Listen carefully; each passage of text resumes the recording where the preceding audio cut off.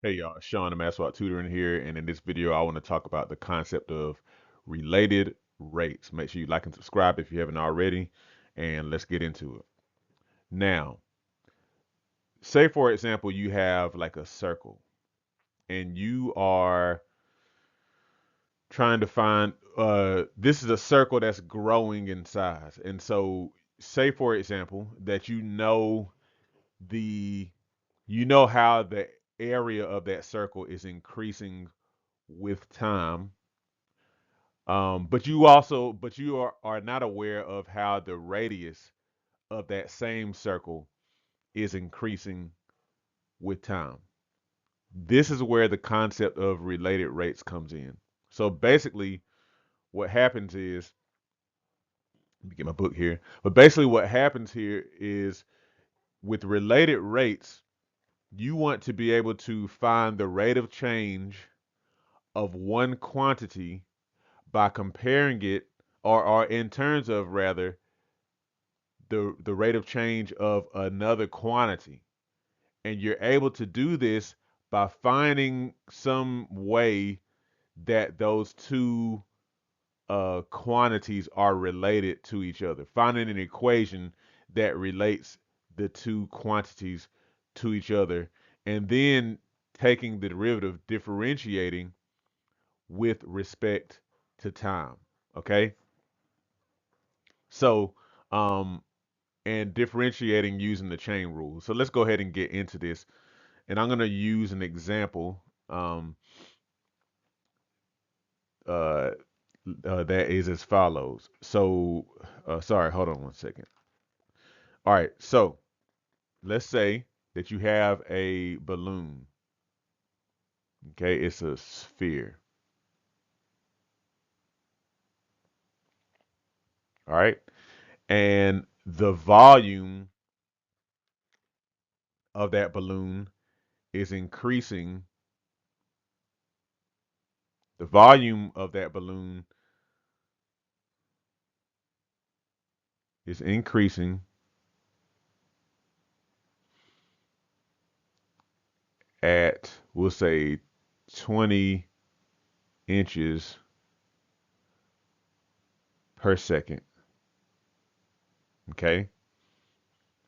However, um, we don't know what the how the radius of this balloon is increasing. We want to know, so we want to know um, the rate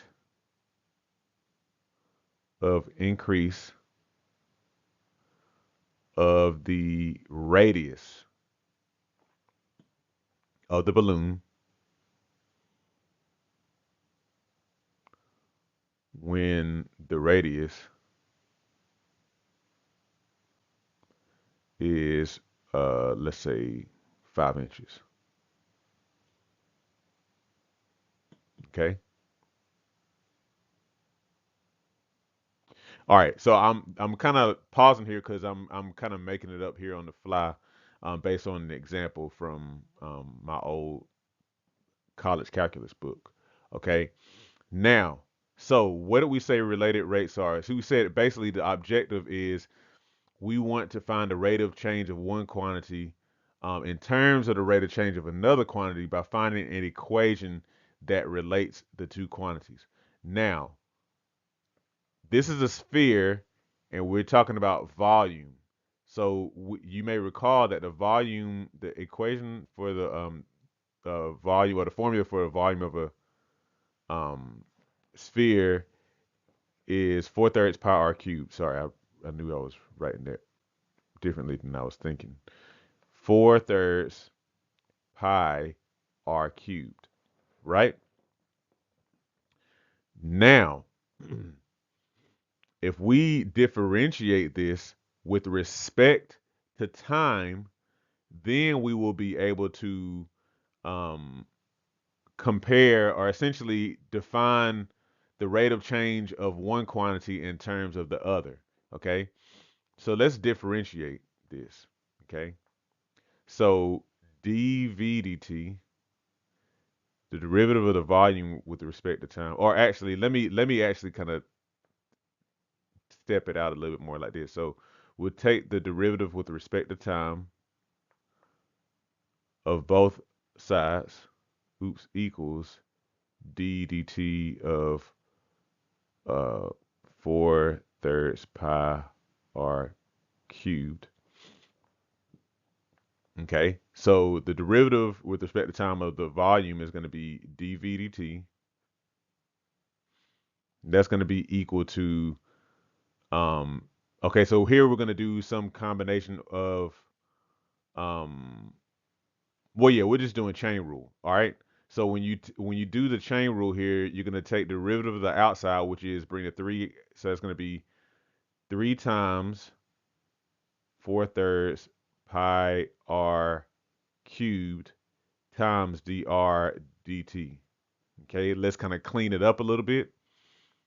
dv dt is equal to 3 times 4/3. That just leaves you with 4 pi r cubed dr dt.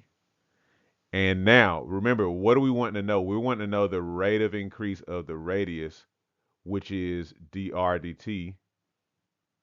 So let's solve for dr dt here. So we're going to divide both sides by 4 pi r cubed, 4 pi r cubed.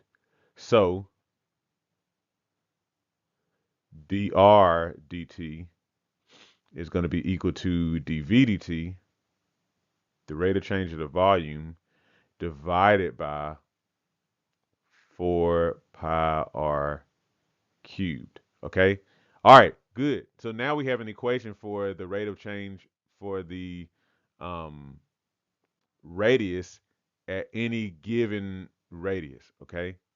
So we want to know, we know that the volume is increasing, the rate of change in the volume is 20 inches per second. And we want to find the rate of increase of the radius when the radius is 5 inches. So let's plug those in. So dr dt is equal to dv dt, which is 20 inches per second, over 4 pi r. Oh, I said 4 pi r cubed. That was a mistake. That should be squared because we did the chain rule. You have to, sorry about that. I'm glad I caught that. So make sure that you correct on your end. So it's 4 pi r squared. Okay. Okay, and in place of r, we're gonna put 5 inches squared. Okay, which equals that's 20 inches per second over 4 times pi. 5 inches squared is 25 um inches squared. 25 times 4, so that's gonna be 100 pi square inches. Now up top and in the bottom, you're gonna have um let me see, that's 1 over inches. Let me see. So it's going to be, okay, here, hold on a second. So that's inches. Oh, and this is supposed to be inches cubed per second. It's volume, I'm sorry. See, I'm kind of forgetting some things here. So inches cubed with inches squared is going to leave our units are going to be inches um, per second, okay, which makes sense. The rate is going to be inches per second. 20 over 100 pi, that's going to be 2 over 10, which is 1 over 5. So dr dt equals 1 over 5 inches per second. So the rate of increase in the size of the radius whenever the radius is 5 inches is 1 over 5 inches per second. Okay. Now, so you see what happened was we took the rate of we had the rate of the volume changing increasing, and we're able to essentially get that in terms of the rate of the radius increasing.